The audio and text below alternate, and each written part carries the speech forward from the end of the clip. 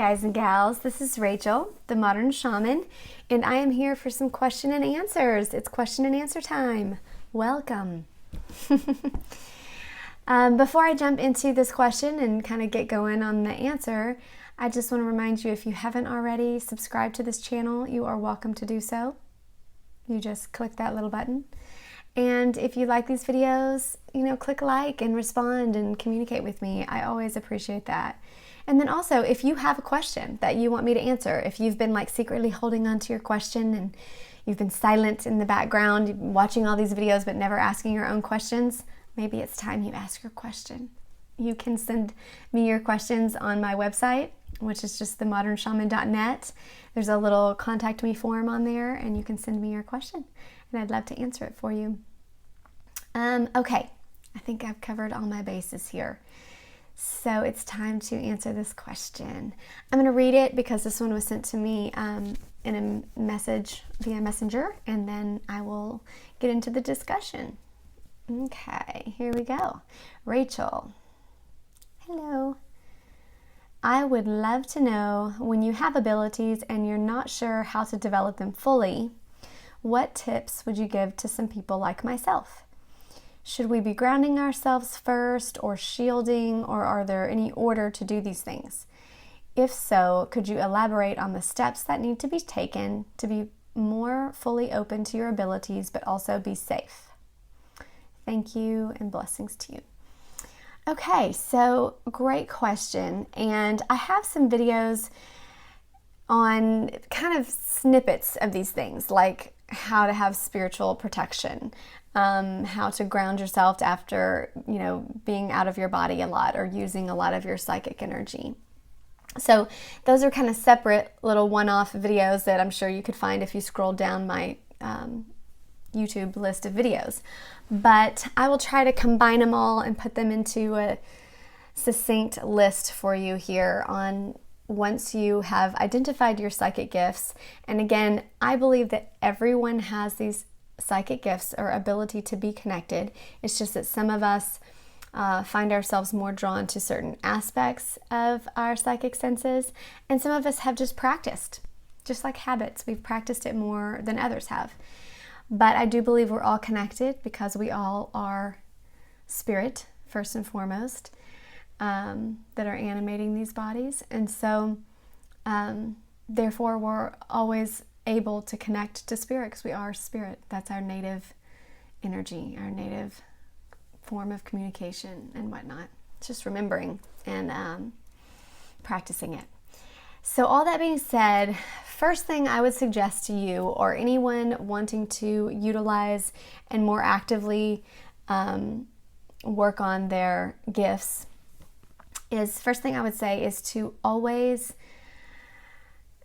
and for the rest of your life, and basically just always make sure that you continue to work on your own personal development as a soul.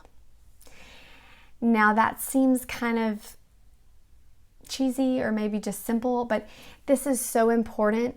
Anytime you have really it's important for everyone, but especially if you have a career or you have something that you're doing that's helping someone in terms of the spirit. There's so many people in the spiritual communities, metaphysical communities, even pastors and psychologists and those that are trying to help people in their spiritual and personal development who get lost in it and get disillusioned and stop feeling passionate about what they're doing, or they get caught up in the drama of it, or get overly emotional or burnt out, whatever it may be, because they're not continually working on their own personal development. And so all of their love and all of their energy is going out, and they're not sending any of it to themselves. So they get unbalanced, and it's a difficult state to be in. Remember, first and foremost, that scripture comes to mind: seek ye first the kingdom of God, and all these things will be added unto you. Because that's essentially what I'm saying, to seek first your personal relationship with God or source or spirit or the unseen world, or however you feel connected, whether it be walking in the forest and feeling the energy of spirit out, among nature, or whether it be reading, the Bhagavad Gita, or whether it be channeling your own guides and angels, or whether it be feeling like you still have communication to your grandmother, who was your total understanding of love and unconditional love in this lifetime. Whatever it may be that makes you feel like you're personally growing and able to process the things you're going through and continually working on your soul development. You have to do that. You cannot forego that just because you're doing spiritual things for other people. It has to come from you and your personal desire to be of use and of service, and of growing and being transparent as a soul. And then everything else just kind of outpours from there. The people come to you that are of need for what you have for them, and all of these things just come as a natural outpouring of your own personal, genuine desire to be used and to be a loving service to humankind and whatnot, because you're developing and you're growing in your own personal development, if that makes sense. So never forget that. And I don't mean that in a general way. I mean in a real practical way. I mean, I've shared this before too. My practice is to wake up at 4 a.m. and I spend about 30 minutes doing meditation. Depends on how much I need. If I need like a full hour or two, then I'll take that. But I split up my time basically between meditating, channeling my guides and angels, and beings that I feel like from a higher source inspire and help me stay on track and show me a higher perspective in my life. And then I try to get inspired. I read inspiring books or watch different spiritual speakers on YouTube that inspire me, that make me feel enlivened and impassioned on my personal development path. And then I also do yoga because I know that's part of my grounding and part of my connecting my mind, body, and spirit. So, and sometimes it's just like a quick 15-20 minutes of stretching or whatever. But those are my regular practices every day. And it's not that I'm saying everyone needs to do that in particular. That's for me. That's what works for me. You may have an animal that sorry, I can see this. I can see this hair. You may have a dog that you like to walk, that is part of your grounding routine, is being outside in nature and connecting with the animal kingdom, or whatever it is for you that feels like is part of your personal growth. You need to be vigilant about doing that. Okay? Second thing I will say is that I would start with spiritual protection, like you mentioned, and grounding. I guess I'd put those together. So grounding, I just would say that you need to make sure that as you're stretching and using more and more of your psychic senses, which is your third eye energy up here, that you're balancing that with your kind of lower chakra energies, your earth energies. So making sure that you do feel grounded, that you do feel like you're still in your body and not always out of your body. Otherwise, you're going to feel out of balance. Spiritually and physically, emotionally, that kind of thing. And then spiritual protection, again, I have specific videos on just processes to help you surround yourself in the white light. I have mantras on there about I surround myself in the white light that guides, guards, and protects me, and only what's for my highest good can enter here. So that's when you're stepping out into new situations, or you're maybe talking to spirits that are new, or kind of putting yourself in maybe a more vulnerable energetic or spiritual space. Setting up a sense of protection from unwanted energies. And that's just for you to kind of not make you feel fearful when you start out in these things. Or if you feel overwhelmed, if you're an empath and you feel like you absorb more energy from others and from outside sources, to make sure that you feel like you've got protection. So that's set up basically via your intention, being very clear about your intention. And the visualizations are just to really get specific energetically about your intention. It just amplifies the energetic power of that intention. So when you visualize it, like I've said before, I always see myself in this titanium egg, and it's white, but it's metal. It's really freaking strong, and I feel up against it. I set that intention, and then I really like wait until I can physically feel how cold the metal is against my skin, and like to where it's believable, basically, to me, to where I'm so aligned with that intention that I believe it. And then I go on with whatever it is I'm going to do. And then the third thing I would say is set up your spiritual guidelines and rules and regulations for what you're comfortable with and what you're not comfortable with. And I also have a video on this, on setting your guidelines for spirit, so you can look back at that.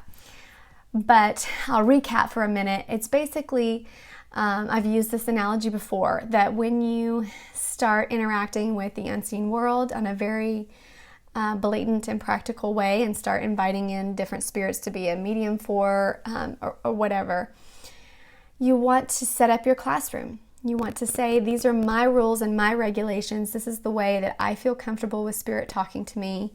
And this is the way I do things. This is the way I don't do things.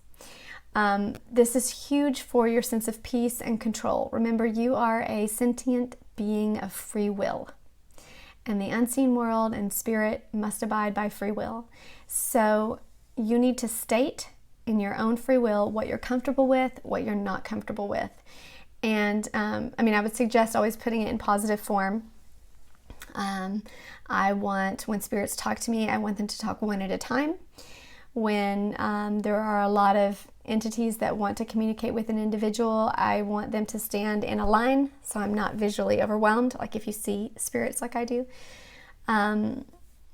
If you feel energy, if you're empathic and you're able to feel what someone's going through, you can say, when I'm with a client, I will feel it for 30 seconds until I've acknowledged that feeling, and then I want it to emotionally leave me so I don't have any emotional residue after that client. You can say, it just depends on how you receive messages, but you need to set up your rule, just like a classroom. The first day of a class in high school or college, what do? They go over their rules and regulations, the way that where you turn in your papers, how to raise your hand when you have a question, what to do in this circumstance, in this situation, how they want things run in their domain. So you need to set that up in your free will for spirit and say, this is my domain. If you're going to contact me and want me to utilize my gifts to speak to a client, this is the way I'm comfortable. I'm comfortable with you. You can speak to me in a dream only if I ask you to come into a dream. Or, you just set up whatever your guidelines are. A lot of times it's easier for us to know what we're not okay with. That was very clear to me, ways that I felt overwhelmed. And then once I saw them, then I had to turn them into a positive of like, what's the way I actually want them to communicate with me? And then I set those out and I literally wrote them out. And you can change them as you grow and are more comfortable with different things. But I shared some of the ones now that were helpful to me, and also that I didn't want to communicate with any beings that were of a lesser vibration than my own. Just things like that. You need to sit down and decide what your rules and regulations are for dealing with you, and what kind of spirits you'll allow in and which ones you won't. And then put it into positive form, because remember, via law of attraction, that's what you're attracting. So set it into a way that makes sense, that you would like them to work for you.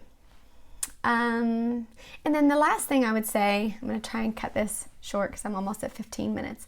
The last thing I would say is that you set a clear intention to be used for the highest good of all involved. I think that's pretty clear when you're getting into this, that you're wanting to utilize your gifts for others.